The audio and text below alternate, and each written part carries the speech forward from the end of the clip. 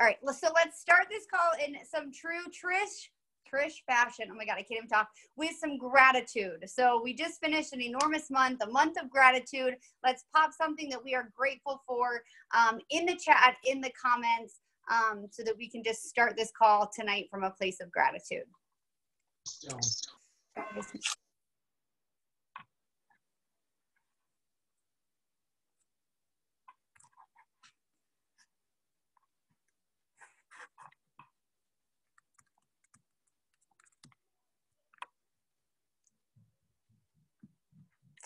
Amen. All right. I love them. So the outcome for tonight's call is just to kind of reconnect, to get some tactical tips to take away. And because we're coming into this month, right? It's December. It's busy. We just finished an incredible month of November. That was busy too. It was holiday. But one of our mentors always says, like, the time to get ahead is when other people are sitting back, are relaxing, are taking a break, are, traveling over the holidays and kind of taking their foot off the gas. And so if you have huge goals and dreams and a big vision, like, now is the time to pump that gas and to go all in and to kind of, this is the month to get ahead. And so that's what we're here for. That's what we're grateful for. I know that there were just some incredible accomplishments this past month. So many new people and new faces on this call that we're so grateful that are here. But we're literally just getting started. And so I have 6 tips to bring to you tonight. Like little tactical things, little mindset things to help you kind of stay on that gas for the month of December, if you're cool with that. So the very first one is getting uncomfortable. And I have a story to share about this one. When I first joined, I said I would never talk to people in person. Like, I'm not having keto life parties. I'm not going to talk to anybody. I'll never do this thing. I was just kind of staying back, staying from afar. And then I was challenged to get uncomfortable. And I didn't really know what that meant at the time. I just knew that I had to talk to people in person. So I came back from HQ with this challenge, and I ended up going to Starbucks. And I put in my customer group, hey, I'm going to Starbucks in my local town. If anybody wants to pop in and try ketones, you can. And 3 people showed up. One was a promoter of mine that had just joined, and she's about to earn the car soon. And 2 others were just community members that saw it on my group, and they popped into Starbucks. And 11 months later, one of those people became a promoter.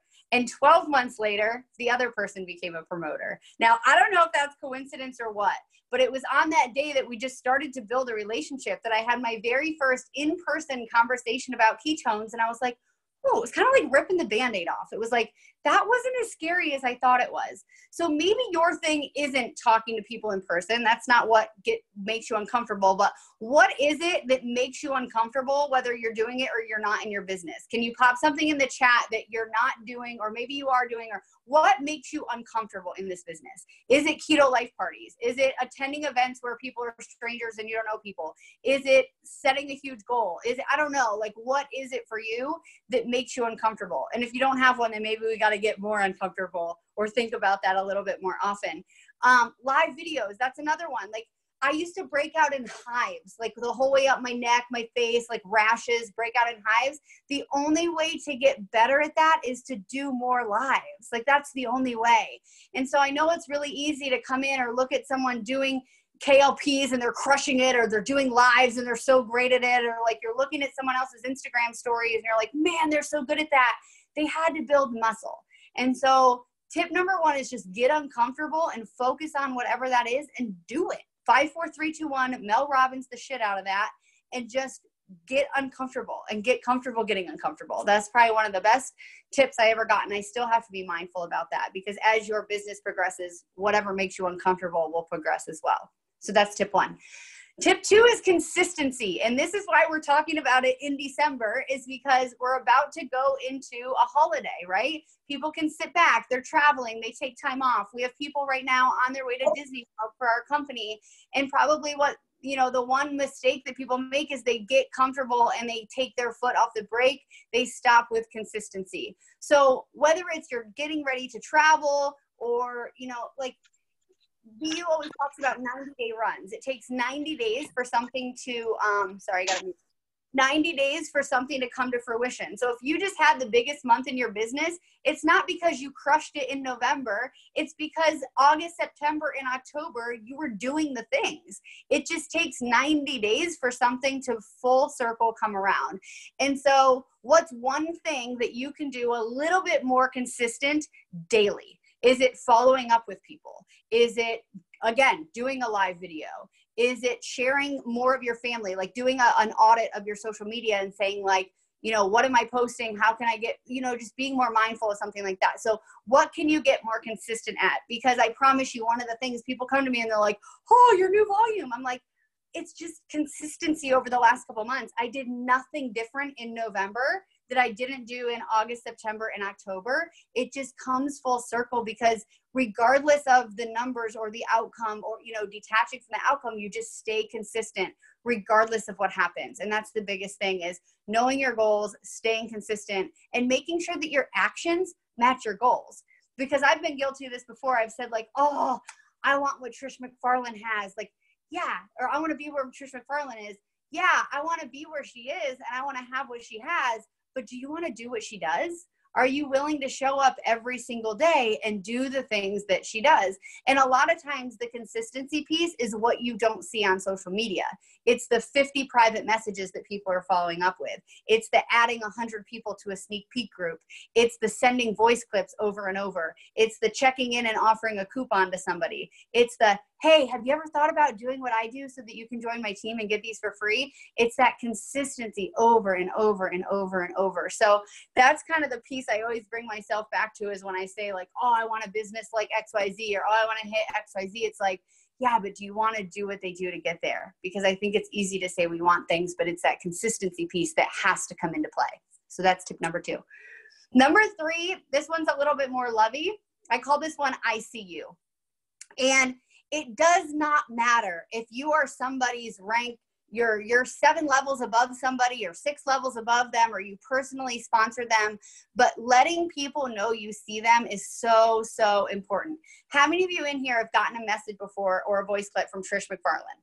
Whether you're 1 directly under her, 4 under her, like I see a bunch of hands right now, it doesn't matter where you fall. You are leading somebody, whether it's yourself or a bunch of people.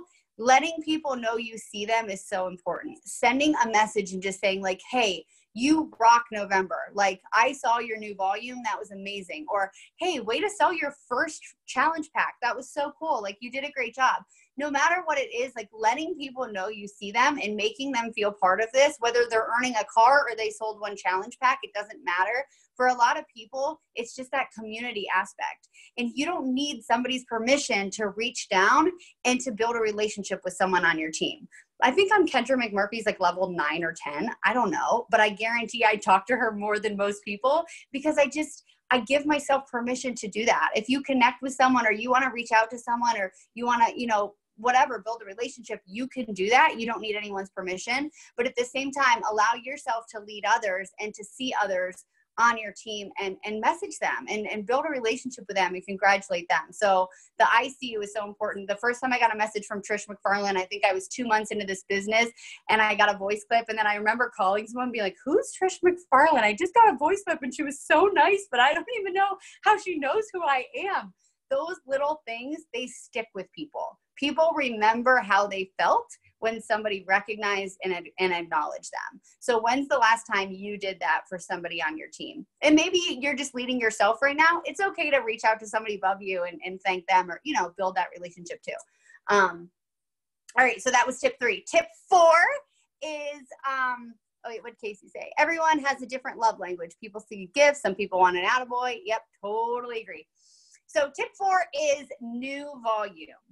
And I love that we have the MVP multiplier for, this is new within the last 6 months. MVP multiplier is the best way to hold yourself accountable that you're growing your business. Is, you know, are you in the trenches? Are you getting 1,600 new volume each month? But how can you do that? Some tactical tips. One of my favorite ways is when customers share their referral code. Even though it's their referral code, it still counts for new volume for you. So if I have a customer named Betty, and Betty wants to get her neighbor on ketones, and Betty's a customer, and Betty's customer orders using Betty's referral code, it still counts as my new volume. And so every single month I really focus on, rather than just giving out a coupon to somebody, I'll say something like, hey, I'm happy to hook you up with a coupon. However, did you know that you could be earning these for free just by sharing it with 2 people? And they're like, whoa, really? Well, how do I do that? And I'm like, hey, just add them to the group. Like, you see the little invite button at the top? If you just add them to the group, I can help you share your customer referral code, and then we can help and we can work on getting you free ketones. You might have to help them draft a post on their Facebook page if they're open to doing that. You might be put in a 3-way chat with their people so that you can explain the challenge to their friend, but it still counts as new volume. And I don't think people always realize that. And that's how I do get a lot of my new volume.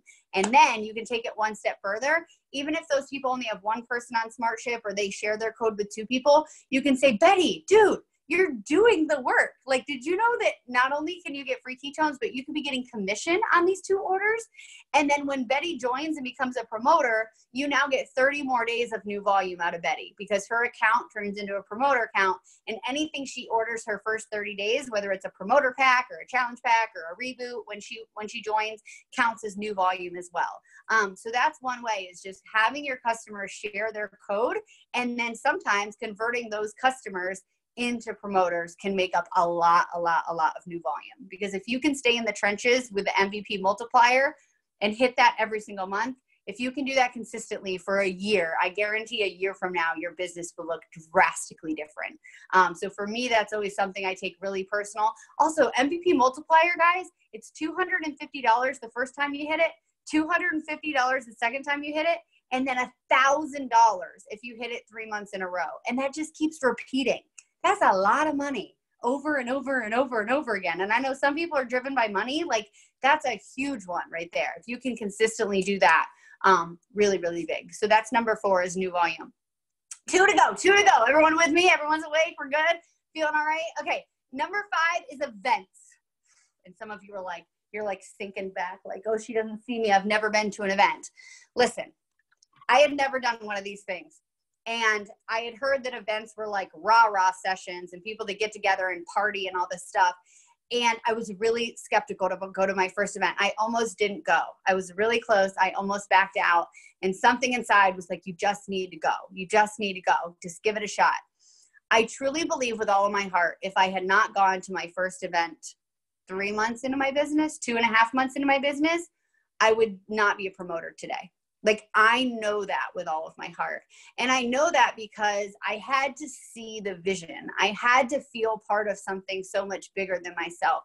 I had to know that I wasn't just making somebody else rich. And the moment I met Brian Underwood and our training directors and Trish McFarlane and all these people, the moment I met them and I felt at home for the first time in my life, I was like, I don't care if I end up not even making money with this business. Like, these are my people. And I truly don't think you get that feeling unless you're at an event. And I've had people come to playbook events. They're great, but they're nothing like the full event. Like, there's truly nothing like the full event. And I really don't think that you can duplicate that feeling anywhere else. It's the best investment you can make to your business. And I know people hear it over and over, and we can all sit here and come up with a million reasons why we can't go to Vegas, whether it's work or our kids or the ticket or whatever. I've heard Kendra McMurphy's story 1,000 times of selling things to get a plane ticket as a single mom to leave Camden and having nothing, like literally nothing, but knowing she needed to get there. And she also says, like, had she not gone, she wouldn't be where she is today. It was that bigger vision, becoming part of something. And so if your goal is to grow this into something big, to me, it's like you have to be there. The other thing I think people sometimes don't realize is that it's a write-off. And so we're going to get taxed. We're going to get taxed on the money that we just made. We're 1099 employees. We're going to get taxed. And having write-offs is the way you kind of get around that. And so your plane ticket, your food, bunking up with people. My first event, there were 4 of us in a room. Like, you do what you need to do because you're there to learn and grow and soak it all in. BU says all the time, like, your bank account is reflective of the average of the 5 people you spend the most time with or that you talk to the most. Had I not started going to events, my circle of 5 would look much different than it does today. But it's the connections that you make at these events. It's just plugging into the network. It's proximity. It's being around people that have already done what you want to do. For me, like, I watched Katie Rollins on stage. I watched Natalie Kilborn on stage. Like, they're just normal people. Natalie took her gum out and set it on the projector and it melted and she had sticky gum all through her fingers. And I was like, if she could do this, I can do this. It's getting in that proximity and realizing that everybody who's leading at a really high level is just a normal person with really big goals making it happen. And so for me, I'll never miss an event. I'll never miss a main Prove It event because I know that I wouldn't be where I'm at and my business would not be growing if I didn't start making them a priority. The other thing too is if you're leading a team and you're not going to events, people aren't going to go. People are looking at you and what you're doing and what you're making a priority. And you've got to just kind of have that reflective moment of like, how can I make this work? Instead of what are all the reasons why I can't be there? How can I make this work? And really, really, really get to an event. Like I'm telling you, it'll change your life forever. That's tip 5. All right. Last but not least, tip number 6. This one is rank goals. And you might hear the title and be like, oh, it's not what you think. Because I've said this since the beginning, since hitting some early on ranks, that to me, rank goals are fleeting. Like it's great to be like, oh, I want to be a rank 6 and to put cars all over your office or your house. You have a number 6 on everything. Like I think there's power behind that. I think that's cool. I think goal setting is great. But the very first time I met Trish, and I don't think she'll care that I'm sharing this. I hope not. She told me like rank goals are fleeting. I'm miserable right now. This is a long time ago, by the way. I'm miserable right now. I'm rank 8. I don't even know what that means. It doesn't mean anything. I haven't created meaning out of it. However, once she started and she taught me this, like focusing on bringing other people up, focusing on other people's goals instead of, I want to be rank 6. What if you could say to yourself, I want to develop somebody to be rank 4 and a couple people and like 2 people to be rank 3. So when you focus on your teammates' goals and you're able to dig in with them and help them get to where they want to go, magic happens. And then you eventually get to where you want to go.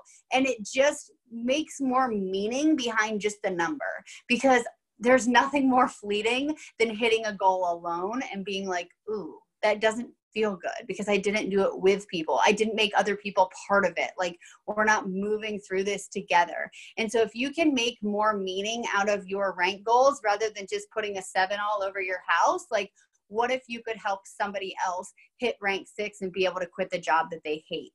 Like, wouldn't that carry so much more meaning and make it more powerful for you to know that you played a part in that? And maybe help 2 people get to rank 4 that are building their belief in this business. Because if you do that, you're going to hit your rank 7. Like it just happens. So whether you're vision boarding, you're manifesting, whatever you're doing to get to where you want to go, if you can kind of dissect that and pull that apart, I promise you it's like the most fulfilling thing to watch other people do it, because it's really cool to earn a car.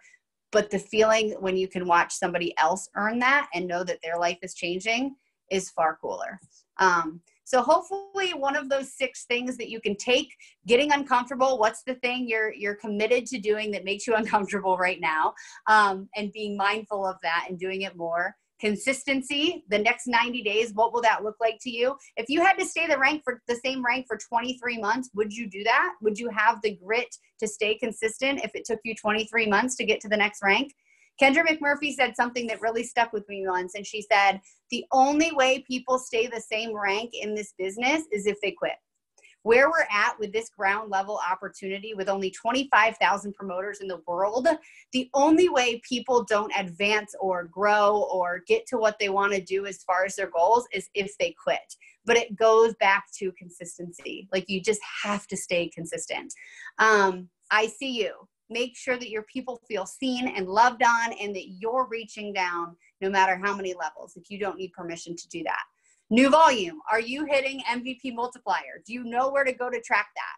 Rewards, weekly, MVP multiplier. I tell my team all the time, this is like my line, the back office, the cloud, like a nuclear mission is not going to launch if you click buttons back there.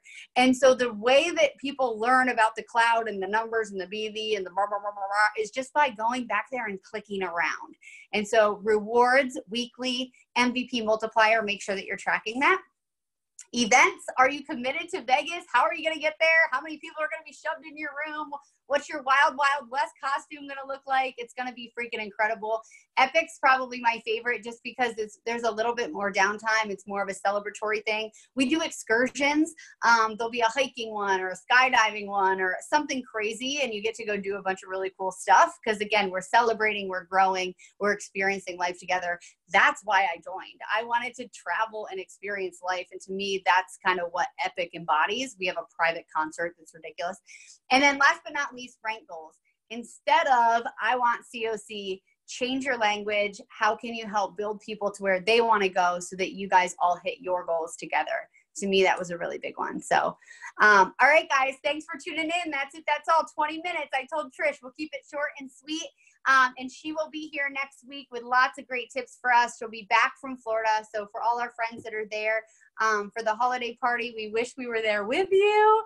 And don't take your foot off the gas, because I promise you December is the time where we can push down on that.